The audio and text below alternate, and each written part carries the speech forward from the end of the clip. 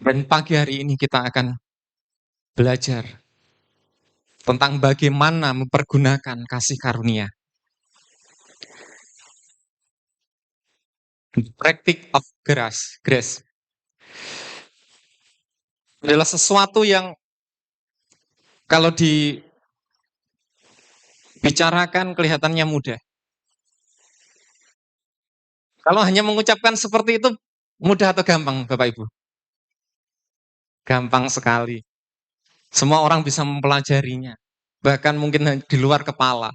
Kita bicara bagaimana menggunakan kasih karunia. Tetapi di dalam praktiknya, apakah itu mudah? Praktik kasih karunia, kalau kita lihat dari bahasa aslinya, praktike tes karitos. Mungkin Bapak Ibu kita belajar mengucapkan ini. Silahkan dibaca. Itu ada translate-nya itu. 2, 3, 1. Mari kita belajar itu. Artinya apa? Saya kadang merenung. Kalau saudara-saudara kita di seberang, itu dari kecil, dari umur 1 tahun, itu sudah mulai belajar bagaimana membaca bahasa Arab itu. Ada pelajarannya.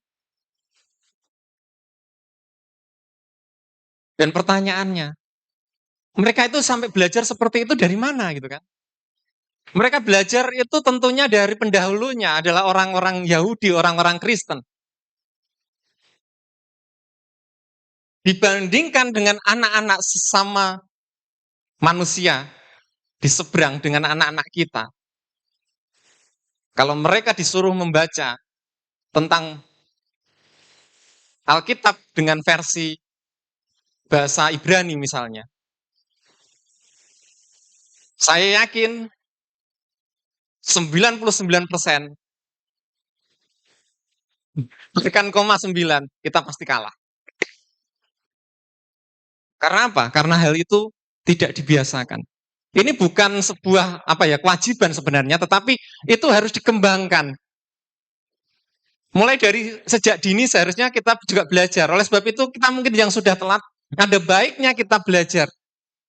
Di dalam Google Play Store itu sudah banyak, di dalam aplikasi itu ada Greek Interlinear tentang bagaimana kita belajar mengerti tentang bahasa Yunani. Ada Google Translate, ada Hebrew Interlinear. Artinya dari situ kita bisa belajar.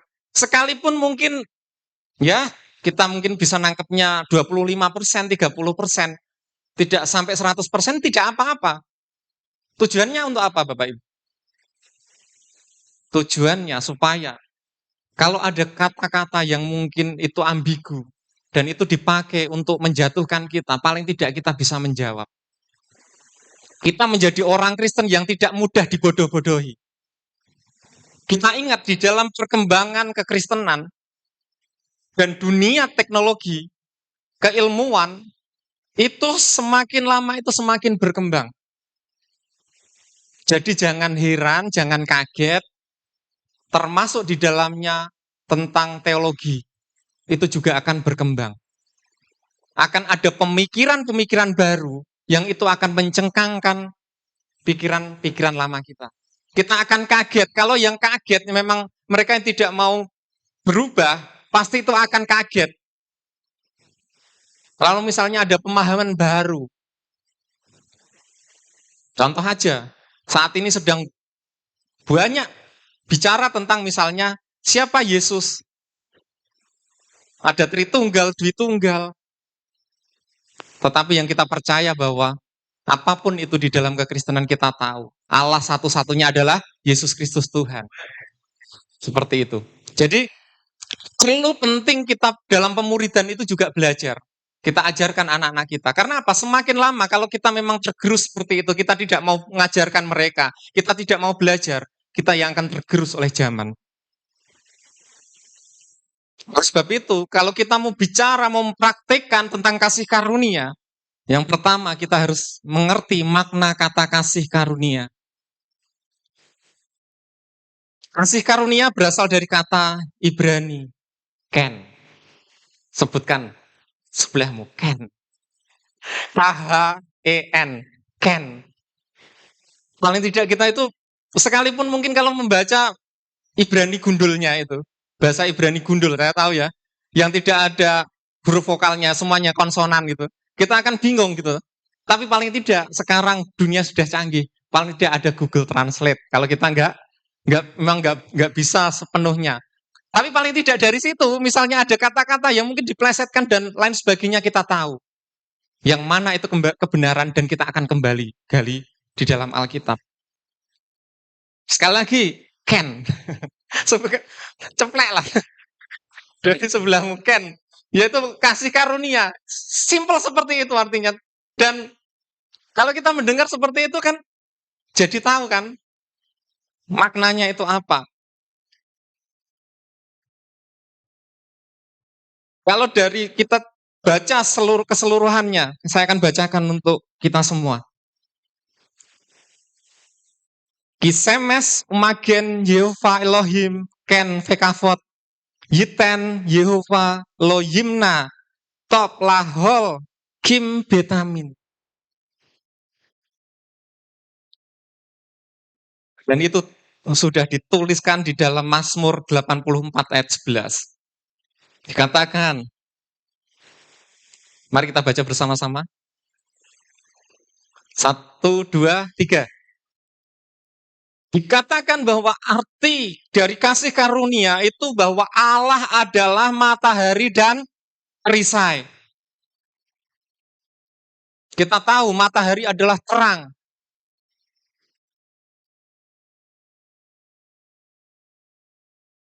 Tetapi saat menggunakan matahari, di saat yang tidak tepat, artinya tidak sesuai dengan aturan baku lintasan matahari, orang tersebut bisa terbakar. Begitu juga dengan Tuhan. Tuhan itu memberikan kasih karunia-Nya itu dengan kebebasan manusia. Manusia boleh menggunakan apapun, tetapi kalau dia sampai salah menggunakannya, yang terjadi apa? Dia akan mengalami hal-hal yang artinya hidupnya bisa berantakan. Manusia seringkali saat memahami kasih karunia, itu bermacam-macam. Kan aku harus kalau bilang karunia, itu hubungannya dengan bahasa roh dan lain sebagainya. Dikatakan bahwa Allah adalah matahari dan perisai. Dari situ kita lihat sebenarnya kalau diterjemahkan secara jelas bahwa Allah adalah terang dan adalah benteng di dalam hidup kita. Kasih karunia itu selalu membentengi kita. Tetapi yang namanya manusia kadang itu ndablek. Sudah tahu itu benteng, coba dilompati. Keluar dari benteng apa yang terjadi? Kadang hidupnya jadi berantakan. Dosa itu terjadi karena apa? Mereka melanggar ketetapan Tuhan, meleset dari tujuan Allah menciptakan manusia. Ada perbedaan konsep pemikiran Ibrani dan Yunani dalam merasakan suatu kasih karunia atau perkenan. Yang pertama, pemikiran Ibrani itu bersifat konkret dari apa yang dilihat, disentuh, dicicipi atau didengar. Berorientasi pada aksi dan tindakan. Oleh sebab itu kita akhirnya jadi tahu di dalam sejarah Ibrani ada yang dinamakan tentang Sema Israel. Dari kecil anak-anak itu dibudidayakan untuk belajar Sema. Jadi mereka tidak belajar yang luar biasa gitu, tapi dalam kehidupan sehari-hari anak-anak itu mulai diajarkan Sema itu tujuannya adalah untuk memahami ayat firman Tuhan, mencintai Tuhan dengan segenap hati, jiwa, kekuatan, dan akal budi. Hal itu bisa kita lihat di dalam Ulangan 6 ayat 4 sampai 9, 11 ayat 13 sampai 21 dan Bilangan 13, 37, 41. Nanti bisa baca. Benar nggak sejarahnya seperti itu? Anak-anak memang diajarkan dari kecil tentang bagaimana supaya anak-anak itu mencintai Tuhan. Dan pemikiran yang kedua itu berasal dari Yunani yang bersifat abstrak, konsep ide dalam pikiran. Hal-hal semacam ini itu yang akan menimbulkan pemikiran-pemikiran baru tentang bagaimana cara memahami Tuhan, memahami kasih setia Tuhan, maka lahirlah para filsuf. Kita tahu, kita pernah dengar yang namanya Socrates, Plato, Galileo Galilei. Mereka semua adalah seorang filsafat, ilmuwan. Mereka senantiasa akan menemukan ide. Karena bukan kebiasaan tadi. Mereka bukan belajar tentang apa ini, tapi menggali dari pemikiran mereka, dari antropologi manusia, itu diperlihatkan seperti itu, sehingga apa? Mereka jadi, oh aku punya pemahaman baru. Semuanya bertujuan untuk mengenal Tuhan, untuk mengerti itu Tuhan. Yang satu bedanya praktik, yang satu ide. Dan apabila kedua hal ini kita kerjakan di dalam gereja, di dalam pemuridan, maka itu akan balance. Kita akan tahu tentang kasih karunia tadi. Kita akan mencintai Tuhan lebih dalam lagi. Di dalam Mazmur 34 ayat 8 dikatakan, kecaplah dan lihatlah betapa baiknya Tuhan itu. Berbahagialah orang yang berlindung padanya. Kalau dari bahasa Ibraninya, ta'amu ureu kitaf Yehova asrei hagefer. Dengan kita memahami Tuhan, bahwa Tuhan itu bisa kita rasakan, kita kecap tiap hari. Merasakan sungguh-sungguh inti dari ajaran Tuhan di dalam hidup kita. Maka kita akan mudah untuk memahami apa itu kasih karunia. Lalu bagaimana cara mendapat kasih karunia? Di dalam 2 Timotius ayat 1 pasal 1 ayat 9. Dari sini sebenarnya kita memahami bahwa kasih karunia itu adalah pemberian Tuhan sendiri. Bahkan sebelum dunia dijadikan itu kita sudah dipilih untuk menjadi ahli waris yang menerima kasih karunia, yang diselamatkan tadi. Jadi kita tidak usah bingung bagaimana caranya. Kita memahami secara natural manusia yang hatinya dipanggil oleh Tuhan, memang dari awal dia diselamatkan, maka dia akan dengan mudah untuk mencapai kasih karunia tersebut. Saat kita menggunakan kasih karunia itu, tujuan kita bukan untuk populer, Bapak Ibu. Bukan untuk hebat-hebatan. Kalau kita belajar tentang, misalnya kita belajar bahasa Ibrani, bukan kita sok-sokan, nanti kita bisa pidato, khotbah atau apapun. Tapi paling tidak kita bisa memahami. Di atas tadi sudah saya jelaskan bahwa dunia ini semakin hari itu semakin jahat dan berkembang, Pak Heri. Bukan hanya sekedar jahat, tapi kejahatannya itu berkembang gitu kan. Kita tahu anak kecil aja sudah saling bunuh-bunuhan. Itu kejahatan yang besar. Yang berkembang adalah kejahatannya. Dengan kita belajar, kita akan menyingkronkan dengan apa yang disampaikan oleh Alkitab. Kita akan memahami. Lepas itu kasih karunia tadi. Bukan untuk kita populer. Tuhan Yesus telah memberikan kasih karunia-Nya kepada kita yang sebenarnya tidak layak. Secara duniawi, secara manusiawi, kultural, kita itu tidak layak untuk menerima kasih karunia. Kita itu bukan bagian si penerima.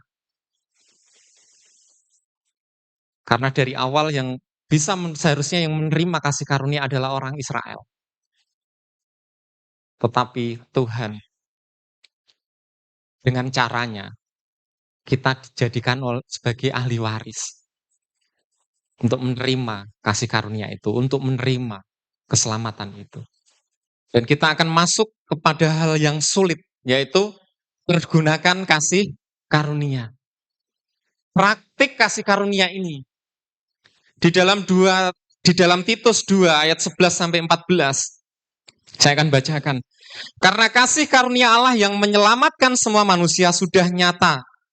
Ia mendidik kita supaya kita meninggalkan kefasikan dan keinginan-keinginan duniawi, dan supaya kita hidup bijaksana, adil, dan beribadah di dalam dunia sekarang ini, dengan menantikan penggenapan pengharapan kita yang penuh bahagia dan penyataan kemuliaan Allah yang maha besar dan juru selamat kita, Yesus Kristus, yang telah menyerahkan dirinya bagi kita untuk membebaskan kita dari segala kejahatan dan untuk menguduskan bagi dirinya suatu umat kepunyaannya sendiri yang rajin berbuat baik.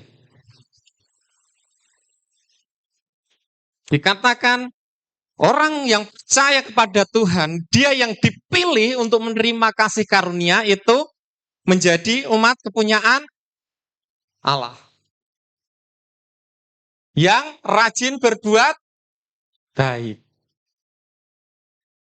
Ini sudah nyata Bapak Ibu. Kenapa kita perlu menggunakan kasih karunia? Karena itu merupakan proses, prosedur yang diberikan oleh Tuhan. Ini Alkitab yang bicara. Berdasar pesan tersebut, maka kita perlu mempergunakan kasih karunia dengan bijak sebagai umat kepunyaan Allah. Kenapa kita harus bijak? Karena tujuan kasih karunia itu untuk mendidik. Di dalam Titus 3 ayat 1 sampai 2. Ingatkanlah mereka supaya mereka tunduk pada pemerintah dan orang-orang yang berkuasa, taat dan siap untuk melakukan setiap pekerjaan yang baik. Janganlah mereka memfitnah, janganlah mereka bertengkar, hendaklah mereka selalu ramah dan bersikap lemah lembut terhadap semua orang.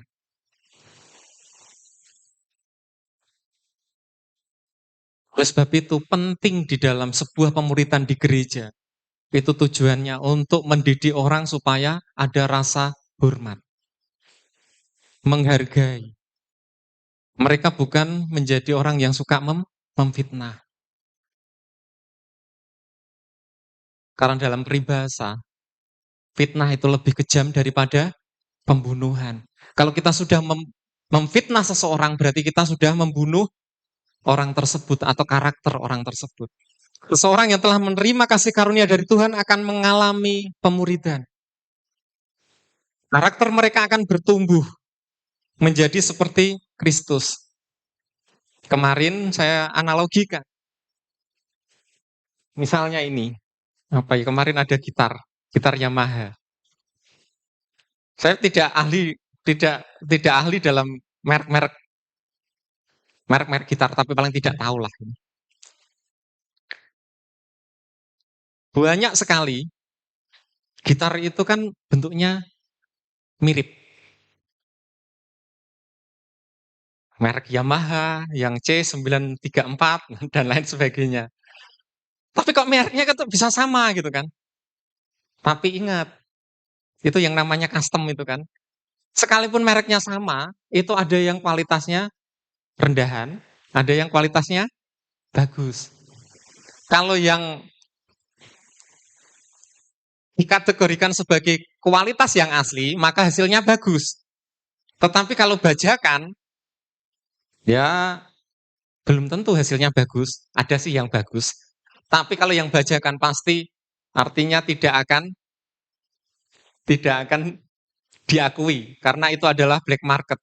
Itu adalah barang istilahnya ilegal seperti itu. Seperti gitar itu lagi. Itu akan ada banyak. Begitu juga dengan cara kita saat pemuridan. Saat untuk mendidik orang, itu salah satu bukti kasih karunia itu sedang dipraktikkan. Kita akan diberi pengetahuan tentang bagaimana itu kasih karunia. Apa saja isi kasih karunia. Dan orang yang sudah menerima kasih karunia, dan sudah mengalami didikan, maka orang tersebut dengan sendirinya akan meninggalkan dosa. Akan meninggalkan kejahatan. Bukan karena mereka takut tidak masuk surga. Ingat ya, kita sudah diajar berulang kali. Kita semua yang sudah percaya Yesus, di dalam Yesus sejak awal dipilih untuk diselamatkan, kita itu sudah selamat. Tetapi saat kita berbuat baik, itu tujuannya adalah kita memperoleh mahkota kehidupan. Itu firman Tuhan mengatakan, mahkota kehidupan. Sekarang saya tanya sama Bapak Ibu. Manusia itu, hidupnya itu, kalau di dalam Alkitab sudah dituliskan, itu ada berapa kehidupan?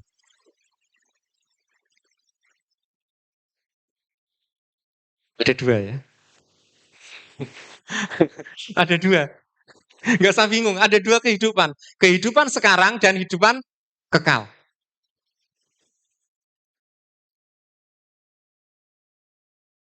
Kalau kehidupan kekal, itu dikatakan kita akan memerintah bersama Tuhan di dalam kerajaan 1000 tahun.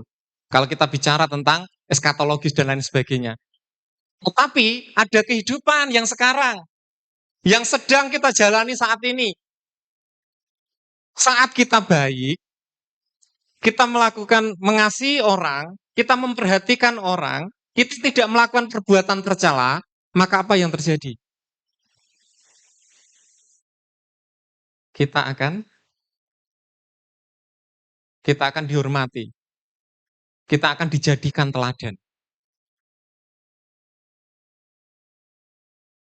Jadi, kita harus ingat, katakan kanan kirimu, berbuatlah baik, supaya engkau dihormati sesamamu, supaya engkau dijadikan teladan. Jangan sampai kita jadi telatan, gitu. Tapi kita jadi teladan untuk mendidik seseorang. Contoh misalnya, kalau Mas Heri ini misalnya selalu baik dengan Pak Juno, mosok sih Pak Juno itu akan apa? Akan berbuat jahat, kan enggak sih? Itu ibaratnya seperti itu aja. Kita gambaran yang simple gitu. Kalau kita itu rajin, misalnya, yang anak-anak sekolah, di sini ada anak sekolah, kita rajin kerjakan PR dan lain sebagainya, tentu kita juga akan dapat penghargaan berupa apa? Prestasi di sekolah. Kalau yang sudah kerja, kita rajin kerja, kita akan kaya. Tuhan tidak pernah melarang kaya, orang menjadi kaya. Tetapi Tuhan inginkan semuanya itu diberkati dan itu dapat menjadi berkat untuk sesamanya. Yang kedua, kasih karunia itu untuk membangun hidup yang sungguh-sungguh kepada Tuhan. Katakan kanan kiri, untuk membangun hidup yang sungguh-sungguh kepada Tuhan. Dalam Titus 3 ayat 5-7 dikatakan, pada waktu itu dia telah menyelamatkan kita, bukan karena perbuatan baik yang telah kita lakukan, tetapi karena rahmat-Nya oleh pemandian kelahiran kembali dan oleh pembaharuan yang dikerjakan oleh Roh Kudus yang sudah dilimpahkannya kepada kita oleh Yesus Kristus, Juru Selamat kita, supaya kita sebagai orang yang dibenarkan oleh kasih karunia-Nya berhak menerima hidup yang kekal sesuai dengan pengharapan kita. Membangun hidup yang sungguh-sungguh kepada Tuhan berarti kita mau dipakai sebagai alat Tuhan. Kalau kita mau membangun hidup kita untuk Tuhan, kita mau dipakai sebagai alatnya. Buktinya apa, saudara? Buktinya seperti tim musik, W.L. Singer, itu salah satu bukti nyata. Membangun semangat untuk memuji Tuhan itu adalah satu cara untuk membangun generasinya, untuk memuji Tuhan dengan benar, dengan baik, dengan sungguh-sungguh. Coba kalau misalnya tidak ada yang pemimpin pujian, tidak ada yang main musik, kita semua di sini misalnya bertepuk tangan dan lain sebagainya, semuanya kemungkinan juga akan tepuk tangannya ada yang kenceng, ada yang keras dan lain sebagainya, bahkan mungkin suaranya bisa fales karena tidak ada nadanya.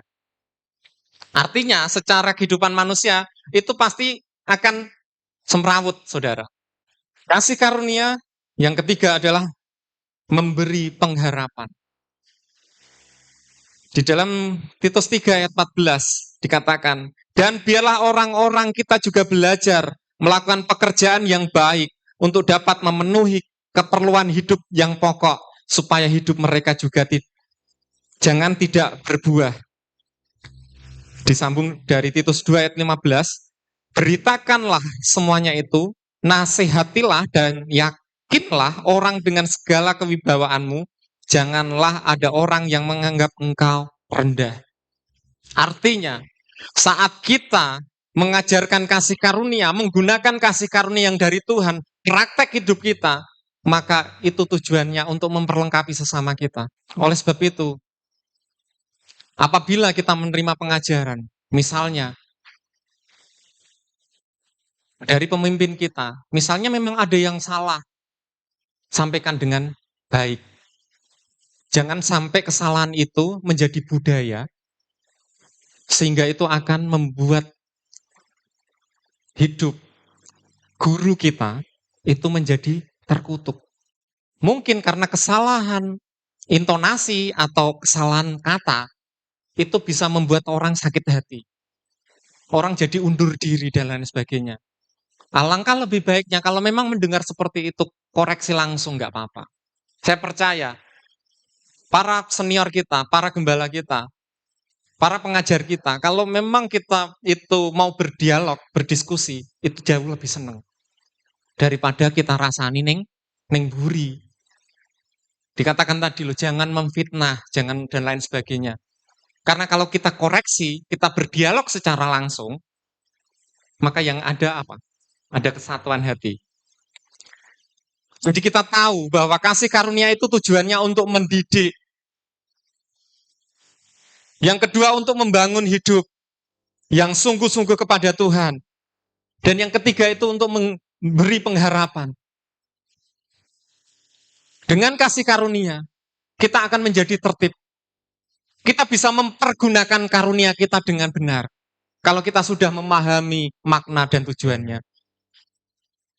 Kalau tujuan kita hanya untuk menjadi orang yang populer, maka kita yang merasa karena kita tahu bahwa kita punya kemampuan untuk berbahasa roh misalnya, kita akan dengan sembarangan.